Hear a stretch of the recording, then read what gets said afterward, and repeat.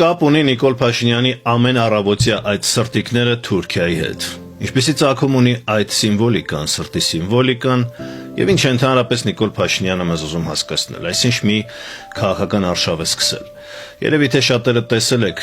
լրահոսի ամենակարևոր իրադարձությունները թողած այդ տեսանյութերն են ամեն օր տարածվում,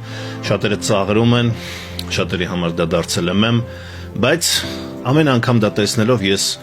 փորձում էի մտաբերել, թե որտեղ եմ դա տեսել։ Եվ պարզվեց, հիշեցի վերջապես, որ դա տեսել եմ Թուրքիայում նախընտրական պայքարի ժամանակ հեռուստատեսությամբ, որտեղ Էրդողանի հիմնական մրցակից Քեմալ Աթաթուրքի, Թուրքիայի հոր, թուրքերի հոր կուսակցության լիդեր, Քեմալ, հենց նրա անունը Քեմալն է, Քլեչ Դարօղլու նախընտրական պայքարի սիմվոլն էր այս սրտիկը ցույց տալու համար Էրդողանը նույնիսկ ձերբակալում էր այդ Քեմալիստների անդամներին, նրանց համակիրներին։ Սա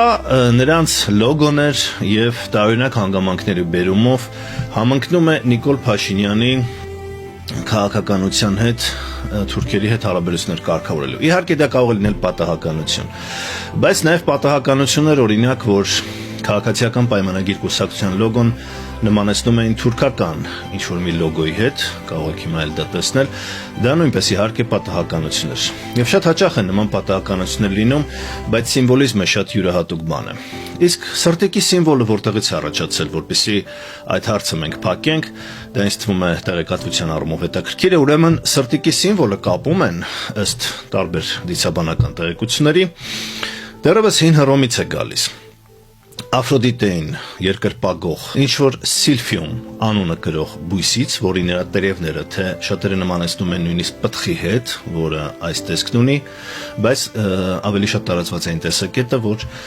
տերևներից է ծագել այդ սիմվոլիկան, դրանով պատրաստում էին թուրմ,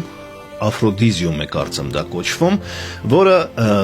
խրախուսում էր սեռական ցանկությունը եւ ընդհանրապես Աֆրոդիտեի պաշտամունքի հետ էր կապված, սիրո հետ, կրքի հետ էր այդ ամեն ինչը կապված։ Իհարկե հետագայում դա վերափոխվել է, նույնիսկ քրիստոնեության մեջ օգտագործվել սրտի սիմվոլիկան, բայց ծագումը դա է։ Այդպես է այն ընկալվել հին ժամանակներում որպես սիրո եւ կրքի, այսպես ասած, պաշտամունքի առարկա միջոց եւ այդ տեղաբույսի տերևների կամ պտուղի ծաղկի նմանությամբ այդ սիմվոլիկան նույնիսկ արտադրվել է մետաղադրամների վրա կամ համապատասխան արտեֆակտների վրա եւ պահպանվել եւ հասել մինչեւ մեր օրերը։ Բայց սա ամենաանհաջող տարբերակն է, որ կարելի է ցույց տալ իրականում, կա այս տարբերակը, որը սրտին ավելի մոտ է եւ ամենատարածվածը դա է իրականում փոփ ինդուստրիայում։ Նիկոլ Փաշինյանը հավանաբար փորձում է սեփական, քանի որ նաեւ կրոնական զգացմունքներ իր ընտրողների մեջ արտնասնելու համար կպնել թե քրիստոնեական սրտի սիմվոլիկային, թե նաև փոփ ինդուստրիայի սրտի սիմվոլիկային իր յուրահատուկ ձևով սա անել, որ մի խոսքով Նիկոլ Փաշինյանը ինչպես միշտ առանձնանում է իր իմպրովիզացիաներով, բայց այսպիսի տարօրինակ նմանություններ եւ եթե հաշվի առնենք, որ կա սիմվոլիկայի նախախնամություն, դժվար է ասել, թե արդյոք Նիկոլ Փաշինյանը կկրկնի Թուրքիայի անդիմադիր լիդերի այդ սիմվոլիկայի արդյունքը, պարտությունը,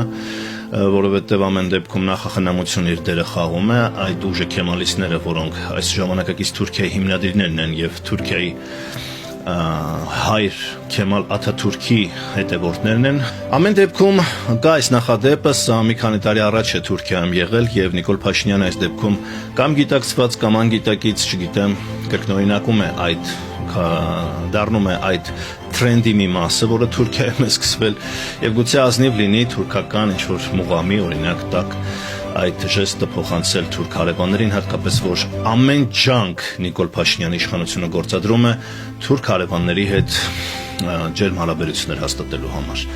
Սպասենք տեսնենք այս թրենդը ուր կհասնի, հույս ունենանք սրտիկը ի վերջո կգտնի իր իսկական նշանակությունը եւ ոչ թե ժեստերով մարդիկ իրենց սիրո եւ նվիրվածության զգացումները կարտահայտեն, այլ իրական գործերով։